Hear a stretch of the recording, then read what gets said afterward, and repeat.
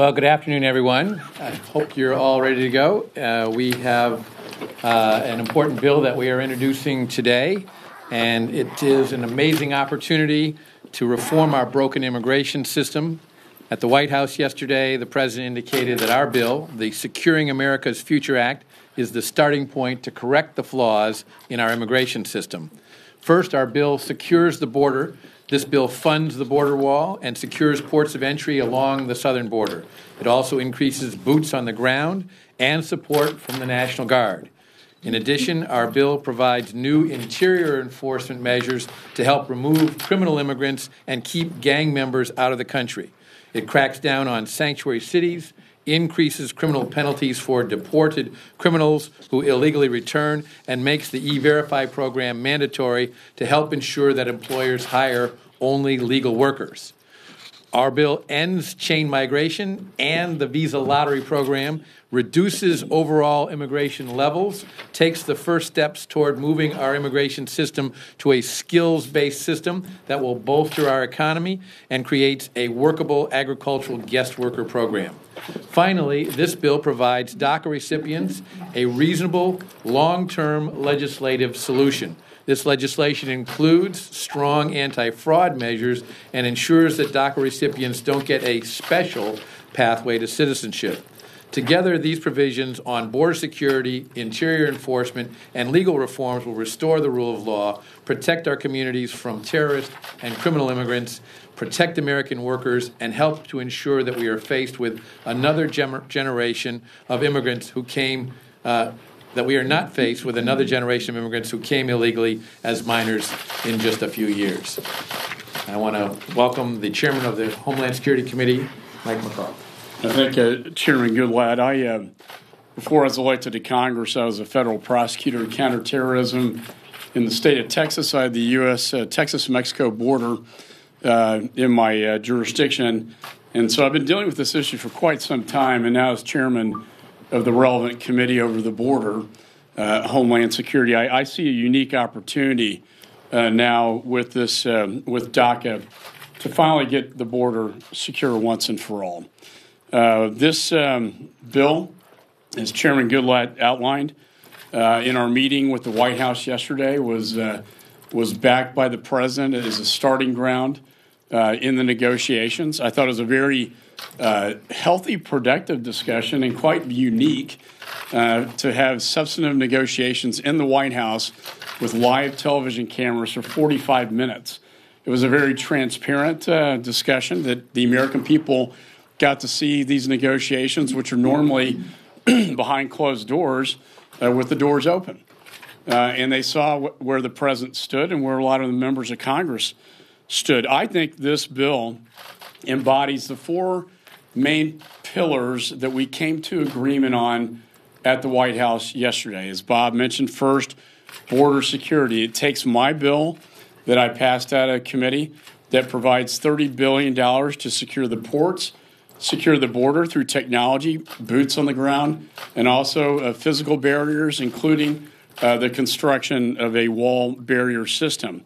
It also ends chain migration, which we've heard quite a bit about, and the visa lottery program, which is a random system that brings in people not based on merit, but based on a random lottery system that needs to change.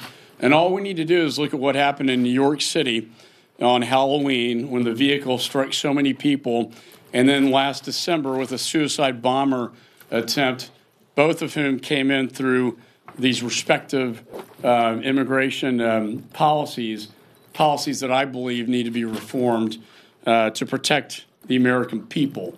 And finally, codifying DACA that only Congress has the authority to do under the Constitution. We do it in a constitutional way, and as the President has mandated us to do. We think it's a very fair package and a very generous one when it comes to these immigrants. Finally, just to end, I think that, again, this is a historic opportunity for the American people. All these issues, I believe, are in the American people fully support.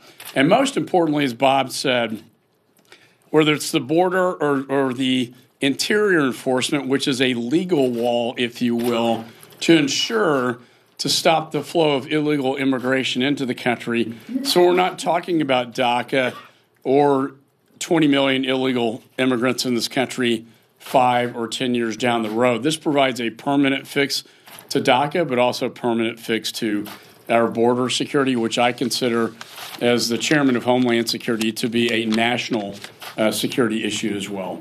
With that, I yield to Mr. Labrador. Thank you, Mr. Chairman. The purpose of our legislation is pretty simple. It helps President Trump keep his promises to the American people to fix our broken immigration system. And let's be clear, this was a very significant promise. The president would never have been elected without making that promise to the American people. So now it's time for Congress to deliver on this promise. The bill we're proposing is strong, but it's also a fair bill. It's strong because it gets serious about enforcing our immigration laws, making it tougher for people to enter our country illegally and stay here. Our bill strengthens enforcement through a series of common-sense conservative reforms that the American people overwhelmingly support.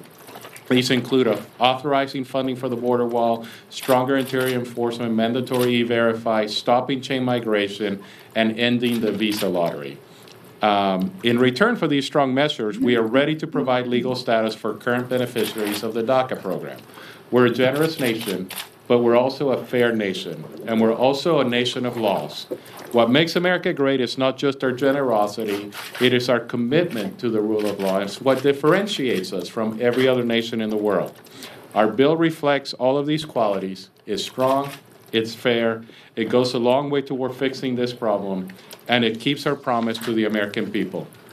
We need House leadership to bring our bill to the floor. We know we can get 218 votes on this bill. We can maximize our negotiating position with the Senate, and we can deliver a big win for the American people. Thank you. And I will now turn over to Representative McSally. Hi, everyone. I'm Martha McSally. I represent Arizona 2. I'm one of 9 members of Congress that actually represents a southern border district, and I chair the Border and Maritime Security Subcommittee on the Chairman's Committee. And we've been working on this for 4 months. It has been an absolute honor and a privilege to be part of this effort, to be at the White House yesterday. And through our tireless efforts over the last 4 months, we have come up with what we think is a very important and reasonable and fair bill to address the priorities of the American people and the priorities of our constituents, while also providing a legal solution for the DACA recipients.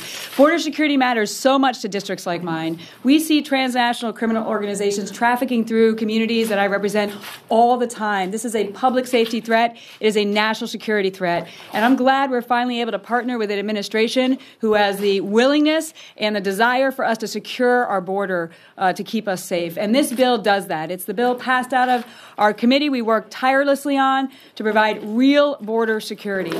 In addition, there's public safety issues in there like Kate's Law, Sanctuary City crackdown, also addressing closing some loopholes that are very important. Right now, even if we were to 100% seal the border, we still have people that the cartels are trafficking and taking advantage of that are turning themselves in. They're finding Border Patrol agents, and they know how to say exactly the right thing, and then they disappear to the interior of the country for a court date years in the future that they never show up for. This isn't fair for those who have legitimate asylum claims, and it's not fair for those who are trying to make sure we enforce our laws and they're not being taken advantage of. So there's modest modifications to our policies in this bill to address this issue, to make sure that we don't have another population like DACA here in our country in the future. And we're back here again solving the same problems in 1, 2, or 5 years. So I think most Republicans would agree that they're willing to do something on DACA, but we have to make sure that we are guaranteed that we're not going to be in this position again. And we have to secure our border. So if you look at this proposal that we've put together, on the one hand, you have the Democrats saying the DREAM Act or nothing, and that's it, and they're not willing to compromise at all, and they're willing to hold our military spending hostage, our men and women in uniform, which I brought up yesterday at the White House.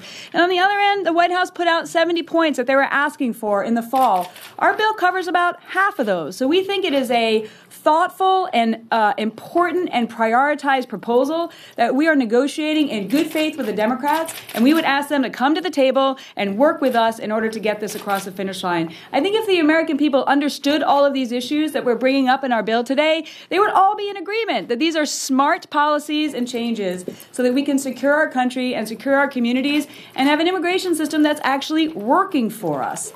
It's not everything that needs to be done.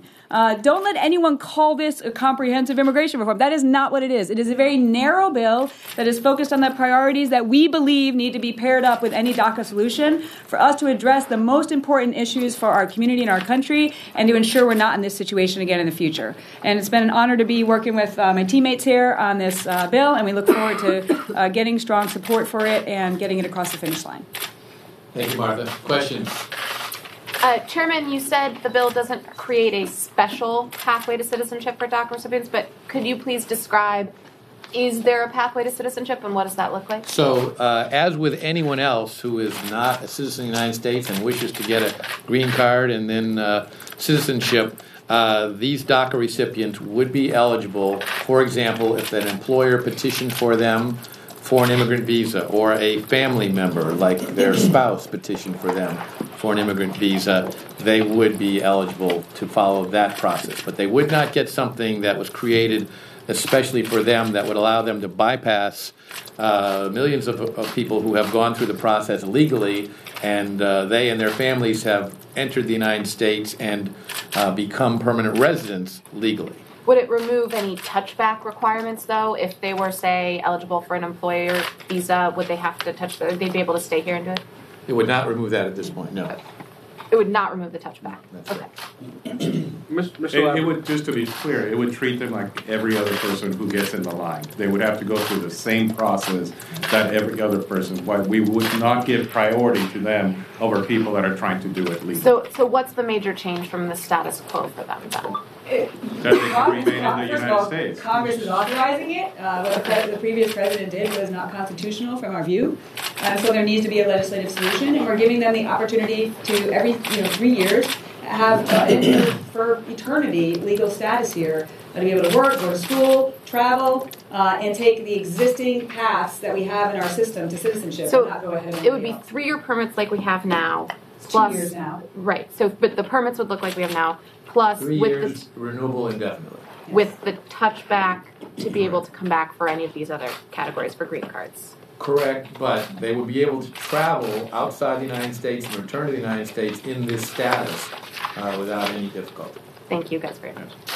Mr. Labrador mentioned that you need House leadership on this, but a number of the provisions in the bill are outside sort of the 4-pillar scope that was established for negotiations at the White House yesterday. No, they're all within the 4 pillars. Well, the 4 pillars are DACA, border security, chain migration, and diversity. And every one this of deals with sanctuary cities, case border law. security, case law, all those issues are needed for border security. So my question is Leader McCarthy is upstairs right now meeting with Democrats. Is it your belief that he is pushing for this bill?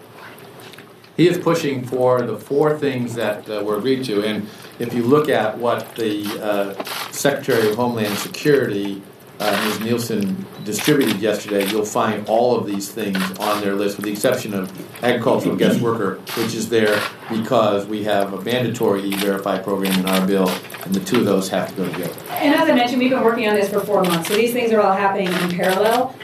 So we've got the final legislative touches on this to introduce it today, and in parallel, we went to that meeting yesterday. We're not going to adjust our bill based on what we discussed in the room yesterday, and we look forward to being part of the process. And it's important to know that you need the House and the Senate to pass legislation. If you want the House to pass legislation that deals with the DACA population, you're going to need to have conservatives and moderates in the Republican conference to come together and work on this bill. This is the only bill that's going to unify the conference, and it's going to get us to a majority of the conference, and I think it can get us to 218 of the conference to support this. You had yesterday people as far wide as Bruce Poliquin to people on the other extreme of the conference saying that this is a good solution. So I think if we want to unify the Republican conference and unify the House of Representatives, this is something that we can do. But do you believe this bill can pass the Senate?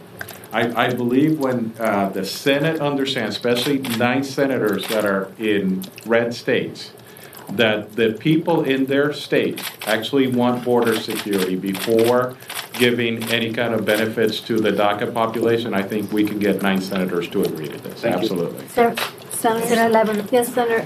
2 questions. One, so I take it at this point you are not planning on being involved in any bipartisan talks on the House side? And 2, can you explain your decision to... We will definitely be involved in bipartisan talks because the talks initiated at the White House yesterday are both bipartisan and bicameral. Okay. And we were all that, in agreement. But nothing... the leader is meeting with the leader in the whip on the Democratic side, and the leader and the whip in the Senate on a schedule for those negotiations to continue. Okay, that helps. And then on the question of legal immigration, your bill would limit legal immigration by 25%, this handout says. Can you explain why you would want to do that, and especially given economic reason, given that falling birth rates is something that concern economists, and the Congressional Budget Office says would actually lower our growth without immigration? We want to end chain migration except for immediate family members, spouse and minor children, and then move to a merit-based system. And when we move to the merit-based system, some of those green cards that are eliminated from the extended family chain migration would be available for that purpose. And when we eliminate the visa lottery program today, we immediately transfer those green cards to the employment-based categories, which have long waiting lists right now, to speed up the granting of green cards to people in those categories now. But this is not, as Martha has already said, this is not a comprehensive immigration reform bill. The President and others yesterday at the White House said that there would be further phases. We anticipate that in our bill by noting that the President wants to move to a merit-based system, but we don't attempt to do that in this bill. Just to be clear, the overall amount of legal immigration in your bill, this handout says, would go down from an average of over 1 million a year to it would go down by 260,000 a year. That's is correct. that not correct? That's correct. Okay, why is that a good idea for this Actually, country? your argument, your premise is wrong. If the Okay. people that are coming to the United States right now, that are coming based on family relationships, are not necessarily adding to the economy like you're saying. The overall, I'm not making that argument. Yeah. I'm no, just saying but that's why I'm saying that the premise of your question is wrong. When we move to a merit-based immigration system, then we're going to be meeting the needs of the United States. This is just the first step in a series of steps that we have to do to reform and modernize our immigration system. When we deal with the merit-based immigration system, then we will have an economic system that will be stronger than the current one that we have right now, that brings over 70% of the people that are coming to the United States are based on family relationships and not the needs of the United States. And in a future bill, that 260,000 green cards will be available for that merit-based system. Mr. Yes. Labrador. Mr. Labrador, if we can get some sound in Spanish, please, if you may. Okay. Good luck. I was thinking in English, so. Thank you. I appreciate it. All right. I'll be brief. El propósito de nuestra legislación es simplemente para ayudar al presidente Trump a continuar con las promesas que le hizo al pueblo americano. El presidente le dijo al pueblo americano que necesitábamos, para que si él se elegía, y necesitábamos hacer las cosas necesarias para que la frontera sea mejor en el futuro. Lo que este sistema va a hacer es que nos va a dar una forma de arreglar los problemas que tenemos con la población que está aquí bajo el programa de DACA y al mismo tiempo prevenir que tengamos personas en el futuro que entren a los Estados Unidos ilegalmente. ¿Cómo es que soluciona el problema de DACA? Solamente le está dando 3 años. No, 3 años que se pueden renovar. Así que son 3 años que se pueden renovar indefinitivamente. Pero no hay un paso para la ciudadanía. Ellos pueden arreglar por el paso que existe en este momento. Y pueden, si se casan con una persona americana o tienen un empleador que les da una petición para hacerse residentes, ellos pueden usar ese paso que existe en este momento. Gracias. Okay. crisis. Has leadership offered support for this effort, and is there any indication about whether it would get a floor vote, regardless of what happens with these other bipartisan talks? Well, developments are moving very fast here. The White House meeting yesterday, I thought, was a very successful meeting, and obviously the focus right now will be on those negotiations. Our focus will be on showing that there is very strong support in the House for this approach, which, as Martha indicates, is a fair and balanced approach to both doing something for DACA recipients and making sure that we make American citizens today secure in their own country. And if I could add, the Secretary gave me a sort of must-have list in exchange for DACA. All those requests were incorporated in this legislation. We had a previous meeting with the President, just the four of us standing here, that I thought was very positive, very encouraging. Certainly got the sense that the White House is backing this effort, and I think that was exemplified in yesterday's meeting with the senators on both sides of the aisle when he said, the Goodlatte-McCall bill is going to be the starting ground for these negotiations. Now, where this ends up, I don't have a crystal ball. But I can tell you, speaking on behalf of the four of us, we put a good deal of work into this. We think it's a very reasonable, common sense bill that will help stop the flow of opioids and drug trafficking, human trafficking, potential terrorists, and also provide a legal wall to protect the public safety of Americans. And I think that's where most people are in the United States. They're willing to accept a solution to DACA, but they want to make sure that the security of the United States is included in this package. Let me over here. Is there a reason why we're not seeing the skill-based immigration included in this package, and when do we expect to see progress on skill-based immigration? Well, there is a lot of things that are not included in this package. As Martha mentioned, of the 70 security provisions the administration asked for, 35 of those are not in here. In addition, other than the agricultural guest worker program, there is not a lot of other reform of our current temporary and permanent immigration programs. In other words, visitor programs, as well as programs that allow an individual to get an immigrant visa and permanent residence status. In addition, there are many other issues throughout the whole issue of immigration that are not addressed in this issue. This is designed to address what it takes to fulfill the Speaker's commitment, which was to make sure that we do something to help people who are in the DACA program today, a program that all of us agree was not constitutionally well formed by President Obama, and President Trump correctly ended, but then said we need to do something for those people. We addressed that, and at the same time the Speaker said we must make sure that this does not happen again. So to make sure that we are solving this problem, this bill is addressed at that concern, as well as the White House's concern about chain migration and the visa lottery program. Last question. I have a question about the chain migration.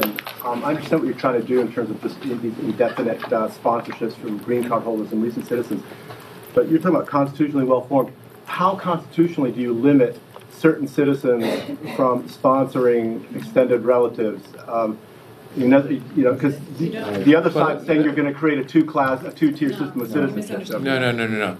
The immigration laws of our country have always been designed to enable people in this country to, under certain circumstances, under laws approved by the Congress, to petition for people to come into this country. They could be expanded, they could be contracted. We believe that chain migration is a problem that brings people into the country that do not necessarily add the things that a merit-based system would bring. So the first step toward accomplishing that goal is to end those categories that fit that bill. In addition, those categories for brothers and sisters of United States citizens and adult children of U.S. citizens and permanent residents the waiting lists on those are so enormously long in many instances that there really is no longer a family reunification where somebody comes and then a short time later other family members can come and join them. We think this should be focused on an immigrant's immediate family, and we protect that and preserve that here and eliminate these more extended relationships. Yeah, can I just add one final point? I think it's a broken immigration system. We're trying to fix it to bring in the best and the brightest into America. We don't want some random lottery system where people get in by just a random pulling out of a hat. That's not bringing in the best and the brightest of the United States. We want the scientists, the engineers, the people that can contribute to the American economy. And I think that's a lot of what we're trying to achieve here and what this bill is designed to do. In addition, the chain migration, the immediate family, we protect, but extended relatives also, I think, raises a concern as well. And going back to the New York terror cases, we saw what kind of bad apples were coming into the country. So I look at it from a public safety, national security perspective as well. Could I just address that issue real quick? I'm not sure I understood your question, but there's no constitutional right to bring your family to the United States. Nothing in the Constitution guarantees that. In fact, the Constitution grants Congress the ability to determine who comes to the United States and who does not come to the United States. And we can limit that or expand that at any time. But there's currently a right for a citizen. I can sponsor... There's no right to that. There's a current law that allows a citizen to do that, but that's not a constitutional right. That's been an ability that's been granted to citizens by the Congress. Congress expanded that list, and Congress can contract that list at any time. But then the law that you're creating then would create some citizens who can sponsor and citizens. No, we are not creating two classes of citizen. For everyone, we are eliminating parents, brothers and sisters, and adult children. For everyone. That applies to me, that applies to you. That's correct. That applies to everybody. If you have a brother or sister who's not a United States citizen, this law would end your right to do that. Spouse and minor children are protected. Thank you. Correct. Thank you very much. Thank you.